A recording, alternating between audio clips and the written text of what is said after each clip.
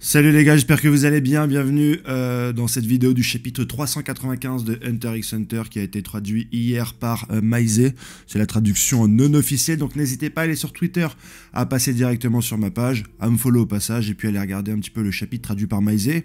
Bien sûr, je conseille de re-regarder le chapitre le dimanche à 16h quand il regarde sur Manga Plus parce qu'il y a pas mal de petits détails qui nous sont donnés par les différents personnages, hein, aussi bien du côté mafia et sur le débarquement de la mafia A pour tous les éliminer, que sur le flashback de Kuroro et de la brigade. Je pense qu'il y a des petites nuances dans les phrases qui peuvent nous aider à comprendre certaines mentalités, certaines analyses, certains comportements des personnages. Donc c'est hyper important pour moi d'avoir les deux traductions pour être vraiment à fond dans ce qu'essaye de nous transmettre Yoshiro Togashi, même si des fois la traduction, qu'elle soit officielle ou non, est très difficile pour les traducteurs au niveau un petit peu de la portée et de l'écriture de l'auteur, hein, de Yoshiro Togashi pour nous narrer, pour nous écrire un petit peu son histoire. C'est un chapitre hyper intéressant parce que moi je ne suis pas fondamentalement un bandeur de la Brigade Fantôme, je ne suis pas fondamentalement non plus un bandeur de Meruem, je suis un bandeur de Black Whale, et avoir un chapitre comme ça, flashback sur la Brigade Fantôme, ça m'enlève un petit peu, ça m'écarte de toutes ces intrigues qui sont très difficiles à cerner, hein, celle du Black Whale,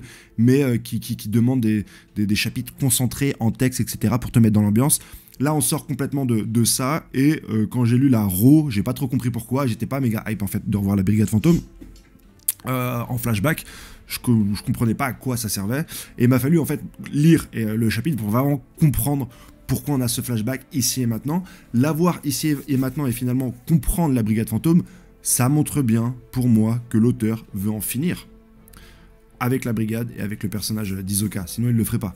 Donc pour moi, c'est un argument en plus qui me fait penser que le Black Whale sera le dernier arc, vu comment il est développé, tous les personnages qui sont dedans, etc. Mais c'est pas du tout le sujet de cette vidéo, donc on va mettre un petit peu ça de côté.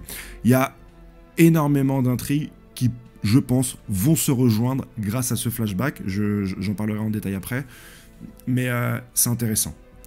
Et il prépare ça déjà depuis quelques chapitres, puisque l'impact même de la mafia A et de ce cher Luciani a réveillé d'anciens souvenirs chez la brigade, et quand on voit ce qu'ils sont aujourd'hui, le parallèle est fait, et dit et expliqué. La brigade n'a pas toujours été aussi, je vais réutiliser le même exemple comme d'hab, le même Deus ex machina, elle n'a pas toujours été au-dessus de tout, je parle pas que physiquement, je parle aussi psychologiquement. Là ils ont un certain nihilisme, ils veulent pas forcément détruire le monde, ils veulent ni faire le bien ni faire le mal, ils sont orientés sur des objectifs, et ça sera au peuple d'interpréter si leurs actions sont bonnes ou sont justes. C'est très nihiliste, c'est très Nietzsche, j'en ai parlé dans ma vidéo sur Tseren Nietzsche, justement, on va aussi parler de Tseren Nietzsche, parce qu'à mon avis il est très lié à tout ça, puisque c'est lui qui a les yeux du clan Kuruta, et qu'on parle enlèvement, séquestration, etc., etc., des enfants, hein, de l'île de l'étoile filante. Alors,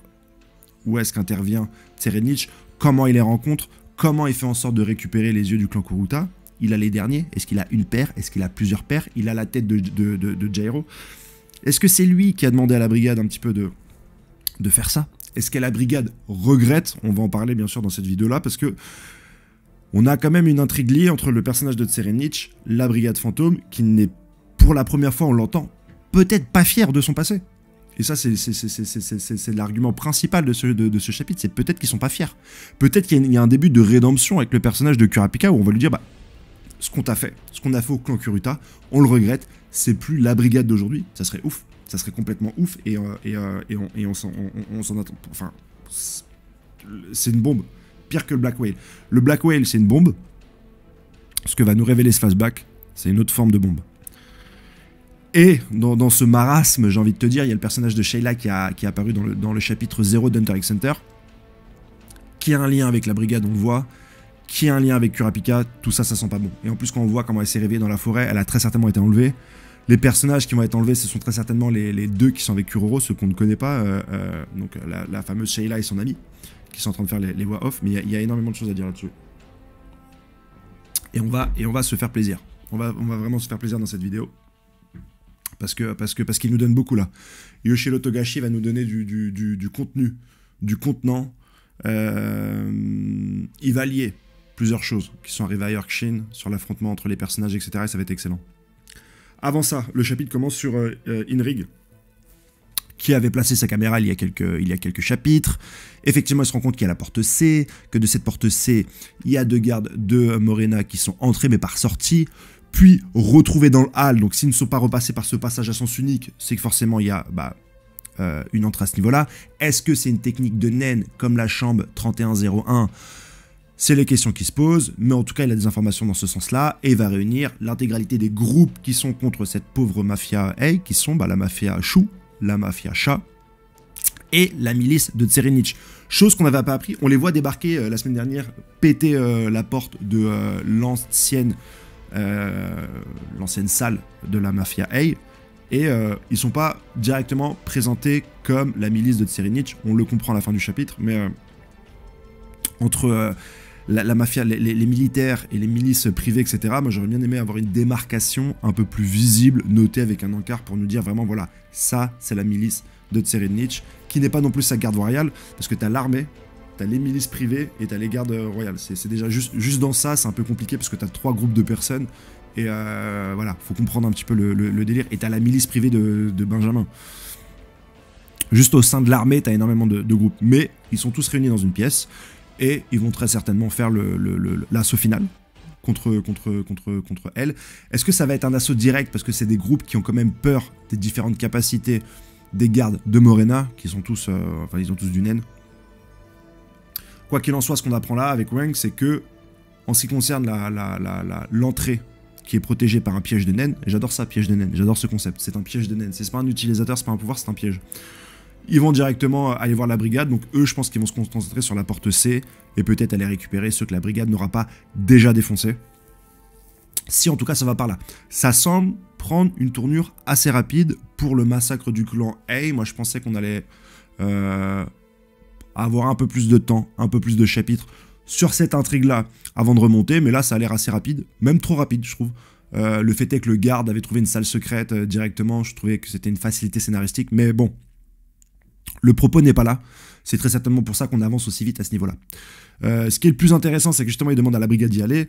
Encore une phrase qui montre que c'est des Deus Ex Machina. Eux, piège ou pas, ils s'en foutent. Voilà, tout ce qui est mise en garde, préparation, analyse, ça ne regarde pas du tout la brigade. Donc, ils sortent vraiment de personnages humains et prévenants que sont les personnages d'Hunter x Hunter. Attentifs. Pour être montrés comme des choses qui sont complètement au-dessus de cela. Ils arrivent directement dans la salle et ils tombent sur le mec, voilà, il y a des très belles cases très bien faites, et ils décident donc d'aller au-delà de ces 3 salles pour aller dans une chambre derrière. C'est montré comme une chambre, est-ce que c'est une chambre, est-ce que c'est un chemin, est-ce que le chemin c'est uniquement le piège de naine, c'est-à-dire que tu te fais absorber pour aller dans l'autre salle et te faire charcle par les gens qui veulent monter de niveau, ou est-ce que c'est un chemin où à pied tu peux atteindre la mafia A? C'est pas ce que j'ai compris de plus, mais en tout cas, ils font un trou dans le mur, ils arrivent directement derrière, et là, la brigade, aussi forte qu'elle soit, elle essaye un petit peu de comprendre l'organisation, la mécanique et la façon de penser de cette mafia A, et il se dit, entre la préparation qu'on voit là dans cette chambre de derrière, et le comportement chevaleresque de Luisiani, qui s'est jeté dans la gueule du loup et qui s'est fait tuer en 30 secondes, il y a un décalage. Du coup, on comprend pas, est-ce que ce sont des gens entraînés, des experts, des professionnels, ou est-ce que ce sont des amateurs? Il reconnaît chez Luisiani le fait que tu as eu une montée de confiance en toi parce que tu viens d'avoir des pouvoirs, et ça je trouve ça ce concept intéressant. En plus quand on est dans Hunter x Hunter, dans le naine, dans le réalisme, effectivement quand tu viens d'avoir des pouvoirs, je pense que tant que t'as pas rencontré d'autres utilisateurs de naine très forts, tu peux te croire surpuissant en fait. Parce que tu passes d'état d'humain à état d'humain qui a des super pouvoirs, le naine, et tu peux prendre la confiance de ouf en fait. Tant que t'es pas tombé sur des utilisateurs beaucoup plus puissants que toi qui vont te montrer que c'est un monde où il faut être extrêmement prudent. C'est un petit peu ce qui se passe de toute façon dans la Tour Céleste, où Gon et Kura ont des pouvoirs, et beaucoup se trompent. Quand ils arrivent dans la Tour Céleste à l'étage du naine, et il y a un baptême, ils se font défigurer. Ils ont des atrocités, mains arrachées, etc. Mais même quand t'apprends le naine, à mon avis, t'arrives dans un nouveau jeu. T'arrives dans un nouveau monde, dans une nouvelle sphère tellement puissante que tu peux te croire surpuissant. Et j'ai trouvé cette analyse très juste sur le personnage de Luisiani. Ouais, et tu peux le reconnaître, surtout quand tu es un utilisateur de naine expérimenté. À mon avis, tu dois le reconnaître que les nouveaux utilisateurs de naine qui viennent d'avoir un Hatsu, ils peuvent se la raconter. Il y a énormément de pièges en fait. Juste le fait d'apprendre le naine, ça te met en danger. Parce que tu peux te tromper par rapport à ton Hatsu, et dans ce cas-là, tu t'infiltres dans l'erreur comme Katsu. celui qui a affronté Hisoka, la tour céleste. Ou alors, tu peux avoir un très bon pouvoir, être très malin, mais avoir une prise de conf, parce que voilà, t'as un nouveau pouvoir et tu te crois surpuissant, et t'as des envies de détruire le monde, de dominer le monde, comme a pu l'avoir Luciani. Et je pense que quand t'es un expérimenté, si tu sais que t'es face à un novice, il va se faire buter facilement, en fait. Il va trop prendre la confiance, il va pas être assez prudent. Seulement, en voyant l'état de cette chambre-là, ils se disent, attends, bah ça correspond pas, parce que si jamais ils se sont sauvés en nous apercevant, c'est qu'ils sont assez fins pour nous apercevoir, donc à mon avis, ils cachent leur nez dans Zetsu en permanence. Mais voilà, si tu le sens, c'est que t'es un gueudin. Et dans ce cas-là, t'es beaucoup plus professionnel. En fait, c'est des cons, nous on le sait, on a l'envers du décor. Et c'est ça que j'aime bien dans Hunter x Hunter, c'est que nous, on est omniscients parce qu'on a toutes les scènes, mais des personnages très intelligents dans Hunter x Hunter ou très forts comme la Brigade Fantôme peuvent faire des raisonnements erronés parce qu'ils n'ont pas tous les éléments. Et à l'inverse, des gens très bêtes peuvent faire des raisonnements erronés, mais qui arrivent sur des constatations où on va dire « Ah bah non, mais c'est des professionnels ». Et ça, j'aime bien, parce que ça correspond à un certain réalisme, à la vie réelle, alors que dans les autres mangas, tu prends Death Note, tu prends n'importe quoi, le mec, dès qu'il fait un raisonnement, il touche tout pile. Alors, il te fait un des raisonnements hyper malin, il dit « Ouais, grâce à ça, j'ai observé ça », mais c'est toujours tout pile. Et t'as envie de dire « Ouais, mais dans la vie, dans 90% du temps, dans ta tête, tu te fais des grands films, qui que tu sois, hein, que tu sois intelligent, que tu sois un chef d'entreprise, que tu sois un footballeur, etc. En fait, dans la réalité, c'est pas du tout ça, tu vois. Et ça, je trouve que c'est assez bien retranscrit dans Hunter x Hunter, et j'en suis très content. Donc la brigade remplie de doutes, ça va servir un propos. C'est pas du doute pour du doute, ça sert un propos parce que Nobunaga va se remettre en question. Et Nobunaga va se remettre en question. On pensait que Luciani n'avait aucun impact sur lui, parce que Nobunaga l'a tué en 2 secondes, mais en fait, il a réussi à trouver une faille. Puisque Nobunaga, il va se dire, finalement, est-ce qu'on leur ressemblerait pas? Alors Finks va dire, mais non, mais t'es un gueudin, on leur ressemble pas. Il va dire, ouais, mais on a été comme ça. On a été comme ça à ne pas voir plus loin que le bout de notre nez, à ne pas forcément avoir d'objectif, à être violent gratuitement, parce qu'on était des âmes blessées, meurtries, oppressées, et boum, le flashback s'ouvre. Et là, tu comprends que l'auteur, il va t'expliquer qui était la brigade à l'époque où c'était pas des Deus Ex Machina, à l'époque où ils étaient vulnérables, à l'époque où ils ont peut-être fait des choses mal. Parce qu'on nous a présenté ces gens-là comme des tueurs sanguinaires, et ensuite, avec l'arc Shin City, on a dit non, c'est plus compliqué que ça. Ils sont pas vraiment pour le bien, pas vraiment pour le mal, et on était resté là. Et de toute façon, comme c'était des personnages Deus Ex Machina, moi, c'est pas des personnages qui m'ont vraiment intéressé parce qu'ils ne sont pas influencés par les lois et par l'environnement de Hunter x Hunter. Et ce que je préfère dans Hunter x Hunter, c'est pas les personnages, c'est l'univers. C'est même pas le naine, c'est l'univers. C'est la pression de l'univers, c'est ce que je préfère. Cet univers macabre, obscur, où tu dois faire attention, où tu dois réfléchir. C'est ça qui m'a le plus intéressé dans Hunter x Hunter. Et c'est pour ça que j'aime bien l'arc du Blackwell, parce qu'on est vraiment dans l'arc le plus oppressant. On dirait que les Chimera Hunt c'était oppressant, mais là on est vraiment dans de l'oppression, de la grosse oppression. Et c'est ça vraiment que j'ai kiffé. Mais c'est plus compliqué que ça. Le premier truc quand tu vois ce flashback là, c'est que ils vont se battre pour une cassette. Et la première remarque que j'ai faite, et que je voulais parler directement dans cette vidéo, directement j'avais envie d'en parler, c'est que ça correspond beaucoup à l'époque post-internet. Aujourd'hui, tu as internet, tu vas regarder une série, tu vas sur Netflix, tu vas sur internet, sur les sites pirates, tu as tous les épisodes.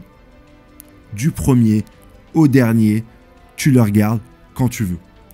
Tu t'intéresses à un manga, tu vas sur Manga Plus, tu vas sur Manga Moins, tu vas n'importe où, tu vas du tome 1 au dernier tome, c'est magnifique, on en parle beaucoup et tout, etc. T'as du goût, etc. Avant Internet, c'était pas ça. Avant Internet, quand t'avais une vidéo Dragon Ball Z d'épisode 88 à 92, tu pouvais la regarder pendant 3 ans. Pendant 3 ans, tu regardes ces 3 épisodes-là. D'ailleurs, ça c'était quelque part la cassette pour ceux qui avaient le plus de moyens. Parce que déjà, dire à tes parents que t'allais acheter une cassette sur un dessin animé, déjà fallait avoir des sous, mon pote. C'était pas comme aujourd'hui, tu vois.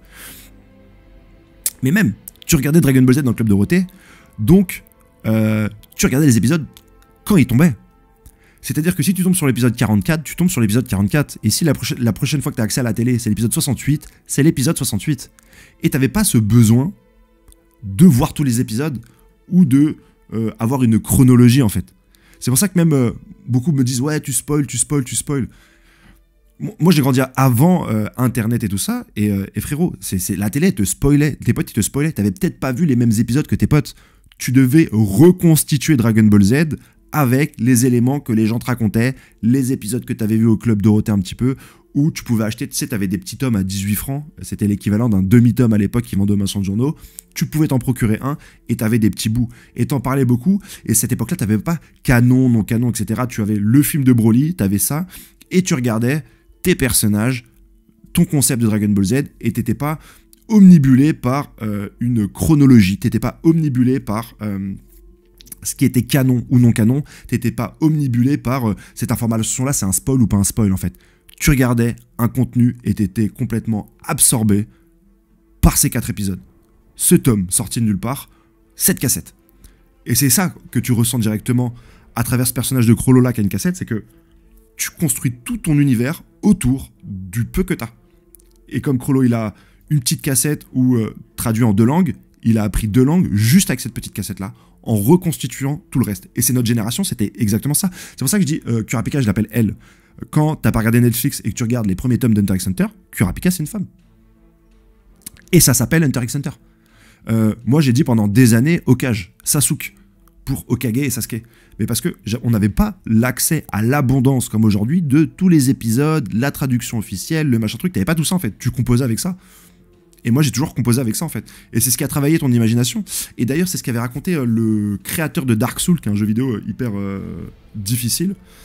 Et lui, ça l'a complètement inspiré. Dans Dark Souls, t'as des aspects de l'histoire qui sont racontés. Et t'as des aspects de l'histoire qui sont pas du tout racontés.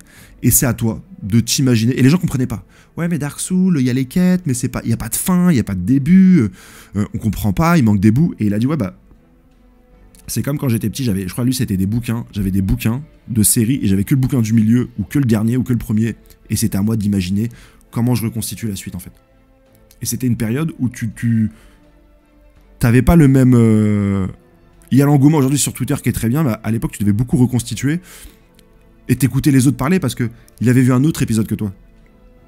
Donc t'étais pas là à faire un débat de puissance, c'est qui ton personnage préféré, etc. C'était... Attends, j'avais un Mickey pendant toute la première partie de la vidéo, nique sa mère. Tu devais reconstituer ce que t'avais et t'écouter les autres parler. Et il y en a qui disaient n'importe quoi, il y en a qui disaient des trucs de ouf, mais ton imaginaire était constamment nourri parce que potentiellement, c'était une partie que t'avais pas vue. Un arc, un truc, un délire, on parlait même pas d'arc, et ça c'est vachement retranscrit dans ce petit truc avec sa cassette, et quand j'ai vu ça, j'ai dit waouh. Aujourd'hui, j'ai oublié ça, et ça me paraît tellement normal de regarder l'épisode 1, puis l'épisode 2, puis l'épisode 3, en direct, sur Netflix, quand je veux, que j'avais oublié qu'avant, c'était pas toi qui choisissais. Avant, c'était la télé, le magasin, ta librairie, qui avait un tome de disponible ou une cassette, et c'est à ce moment-là que tu devais le regarder et potasser sur ça pendant des années. Pendant des années. Et c'est peut-être ce que veut nous dire un petit peu l'auteur de Hunter x Hunter. Hein. Je vous donne 10 chapitres, prenez-les. Voilà, c'est ce que je vous donne. Prenez-les. Donc je trouve ça hyper intéressant. Après, c'est bien illustré pour montrer l'intelligence du personnage de Chrollo parce qu'il arrive à faire des choses phénoménales avec finalement si peu. Et il commence à être repéré par les grands patriarches de l'étoile filante. Et ça, c'est très bien. Et ça, c'est très bien amené. Autre chose qui est marrant, c'est la constitution de cette brigade fantôme, qui n'a pas du tout la même organisation qu'aujourd'hui. Uvogin était un grand leader, suivi de Machi.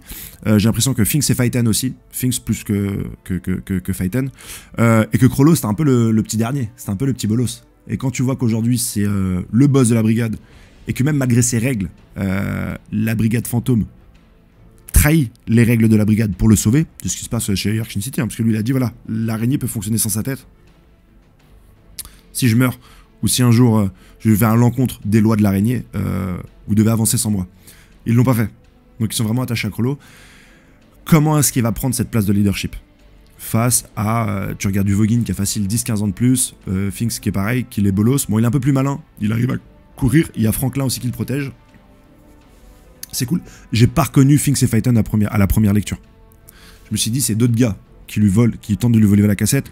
Il intervertit les cassettes, mais voilà, même quand il y a des cassettes dans l'anglais, c'est le volume 20, il est obligé de composer avec. C'est chiant, mais tu composes avec. Et comme nous, quand on était petits, avant Internet, c'était ça, tu vois. Pour ceux qui n'ont pas connu Internet. C'est pour ça, ouais, quand aujourd'hui je vois des gens, ah, tu m'as spoil la miniature, machin truc, je fais frérot, t'abuses. On est dans Hunter x Hunter, sur des arcs sur la brigade fantôme, ou sur Tserenich. Si je mets Tserenich en miniature, ah, tu m'as spoilé. Mais bien sûr qu'il va apparaître au bout d'un moment de Tserenich, ou la brigade, ou les gens qui sont dans le Blackwell. C'est obligé. Mais c'est tellement Fragile aujourd'hui, ça me tue. Que c'est pas du tout l'époque, enfin Fragile. C'est des codes différents. Voilà, je respecte aussi ces gens-là, je vous respecte, mais c'est des codes tellement différents. Et vous avez même pas l'essence même du spoil. À l'époque, pour vous dire, mais je l'ai déjà dit dans une vidéo, avant Internet, j'allais à Paris dans une boutique qui s'appelait Tonkam, pour ceux qui connaissent, qui sont de Paris. Et là-bas, à Tonkam, il y avait les tomes originaux en japonais. Et je prenais le train, j'allais à Paris, et j'allais là-bas. Et en fait, les tomes japonais, ils ont un film plastique. Dessus, tu peux pas les ouvrir. Ce qui fait que j'allais dans la librairie, et j'essayais de tomber sur un tome qui n'avait pas le film plastique, parce que ça arrivait. Et je pouvais passer des heures dans cette boutique à regarder des tomes en japonais, sans comprendre ce que je lisais, juste pour me faire spoil, pour voir un petit peu ce qui allait se passer. Et j'étais très attentif à l'histoire, mais également à la patte graphique qui évoluait. Et à l'époque, je lisais beaucoup Yu-Gi-Oh!, Shaman King, etc. Et tu voyais même l'évolution du dessin, tu te dis, mais ce qui va arriver, ça va être ouf, tu vois. Donc le spoil, ça date même d'avant Internet, pour vous dire. Mais voilà, c'est une digression, passons. L'organisation de la Brigade Fantôme qui est complètement différente. Et le lien que peuvent avoir Chrollo et Pacu, par exemple. Donc tu comprends toute la tristesse de Chrollo quand Pacu Nada meurt. T'as quelques indices sur les intrigues qui sont intéressantes. Et t'as ce Chrollo qui est quand même pas mal en avance et qui pense groupe, puisque déjà sur la première cassette, il apprend une langue étrangère grâce juste à une cassette vidéo, et dans la deuxième, il prend le temps. En fait, dans la première, il est spectateur. C'est-à-dire que il prend une information et il apprend. Ce qui est le cas de beaucoup de personnes. Et pour la deuxième vidéo, il est créateur. C'est-à-dire qu'il va prendre la vidéo et il va décider de faire des voix off. Il va décider de faire des voix off, donc il va prendre le dessus sur un format, le dessus sur un contenu. Bah, c'est comme moi qui regarde des animés pendant très longtemps et ensuite qui décide de faire des reviews. Tu passes de spectateur à créateur. Et ça, pour moi, c'est une des différences fondamentales, même dans le développement d'une personne. Il y a deux branches. Où tu restes spectateur très longtemps et tu vas dans la critique, et c'est très bien. Mais, et tu peux avoir une réelle expertise dans la critique, mais tu peux avoir un plafond de verre, être frustré et finalement descendre les œuvres en disant tellement t'en as mangé, tellement t'en as vu, bah ça c'est bien, ça c'est mal, etc. Mais après, quand tu deviens créateur, tu deviens une éponge, et chaque chose que tu regardes, tu essaies de voir ce que tu peux prendre dedans, ce qui peut t'intéresser, ce qui peut te devenir utile, pour ce que tu vas créer. Tu vois beaucoup aussi dans le reportage de Relsan, etc. Dans ses chansons, il dit, ouais, dès que t'as une idée, dès que t'as une vanne, garde-le dans un coin de ta tête, ça te servira plus tard pour écrire des textes, pour écrire un film, etc. Et directement dans la deuxième vidéo, Kuroro Luciferus, il prend le dessus sur la vidéo parce qu'il est bloqué, parce qu'il tombe sur une série japonaise hyper marrante avec des gens qui nettoient, etc. Et il se dit, vas-y, pour que les gens profitent, faut que je fasse le doublage. Et Pacu, elle le suit direct dans son idée, bah attends, je vais prendre plusieurs meufs, comme ça je connais ton souci du détail, et tu vas plus kiffer s'il y a pas mal de gens. Et c'est ce que fait directement Kuroro.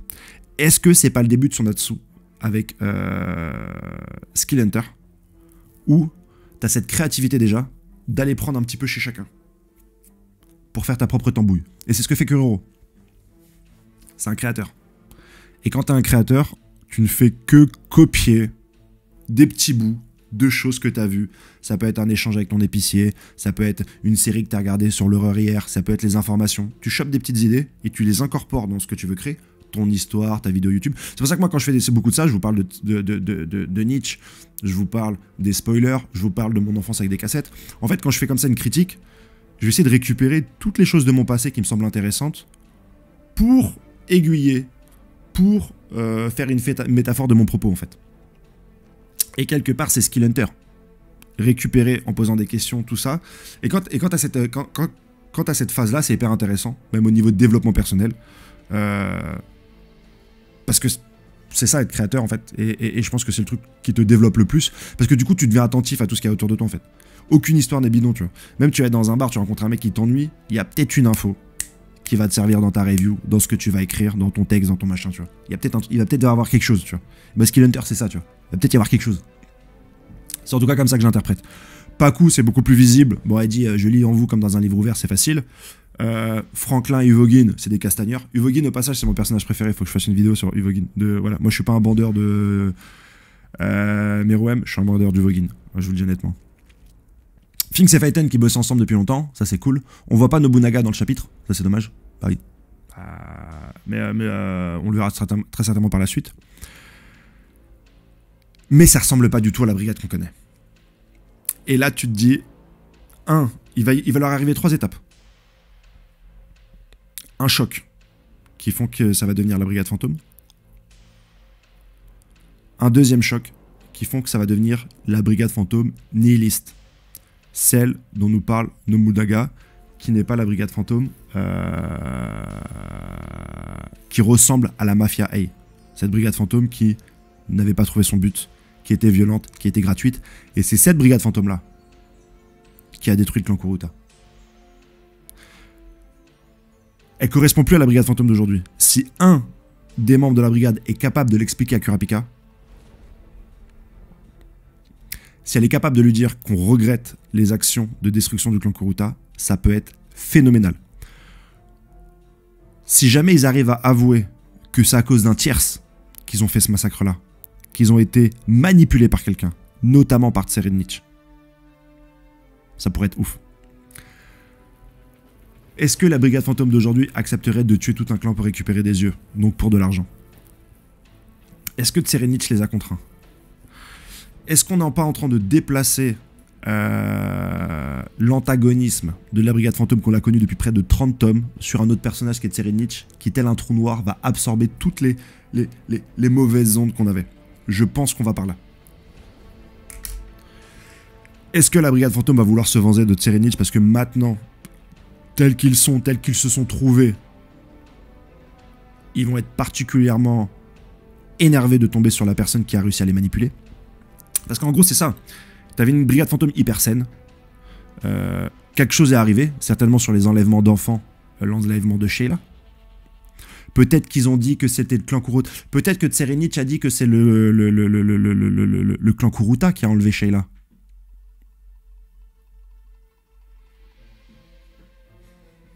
Peut-être. On les a piégés. La brigade fantôme, telle qu'elle l'est aujourd'hui, telle que Nobunaga les regrette, on les a manipulés. On les a forcément manipulés. Ou en enlevant leur ami, ou en utilisant leur désespoir. Et quand tu as du désespoir, tu es facilement manipulable, tu es facilement influençable. Et le personnage qui a énormément de dieux, encore du clan Kuruta, qui a la tête de Pyro, c'est Tserenich. Pourquoi il l'a fait? Alors, il aime les corps rares, etc. Donc, c'est un collectionneur de corps, Tserenich. C'est un tueur. Il tue, il tatoue, il collectionne. Forcément, il s'est renseigné sur les pupilles les plus rares, et il a celle du clan Kuruta. Il n'a pas la force de tuer ce clan, il a fait appel à la brigade. La rencontre ne va pas être que physique, elle va être psychologique, à quel point ils vont tenir. Et je dirais même que c'est une intrigue qui va être beaucoup plus puissante que le combat entre Hisoka et la brigade fantôme. Ça va être beaucoup plus puissant. Si, sur ce bateau, ils tombent sur la personne qui a utilisé leur désespoir. Là, ça va être sacrément lourd. Là, ça va être... Et c'est pas du tout un flashback inutile si ça t'apprend la relation entre Tserenich et la brigade fantôme. Et on part sur le fait que, dans un massacre tel que le massacre du clan Kuruta, est-ce que c'est le donneur d'ordre ou est-ce que c'est la main qui frappe qui doit être l'objet de la vengeance de Kurapika? Finalement, quelqu'un tue tes parents. C'est celui qui a donné l'ordre ou celui qui a tué avec le couteau qui doit payer? Les deux? Ou est-ce qu'on peut se dire que la personne qui, pour l'argent, tue, le fait sans arrière-pensée? Sans machiavélisme? C'est toute la question. Est-ce que toute la construction du personnage de Kurapika est erronée? Et ça me fait penser un petit peu au clan Uchiha et Itachi.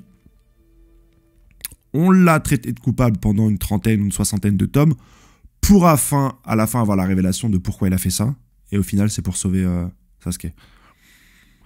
Je pense que sur la brigade on part sur quelque chose comme ça. Et je l'avais pas du tout vu venir. Et ils sont trop proches de Tserenich là pour qu'il y ait un autre dénouement que celui-là.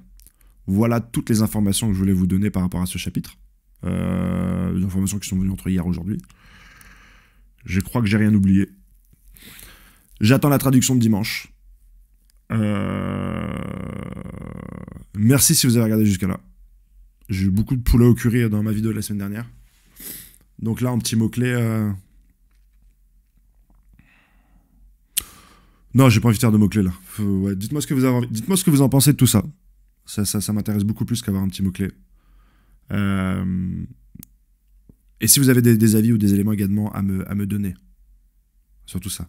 En plus, le bouquin de Sheila sur les hunters, c'est très certainement ce qui a influencé Kurapika à devenir hunter. Ça va être une boucle du destin très, très, très intéressante. Très intéressante. Voilà pour la vidéo. Je vous souhaite un excellent samedi. Merci de regarder cette vidéo. Et à la prochaine. Ciao, ciao.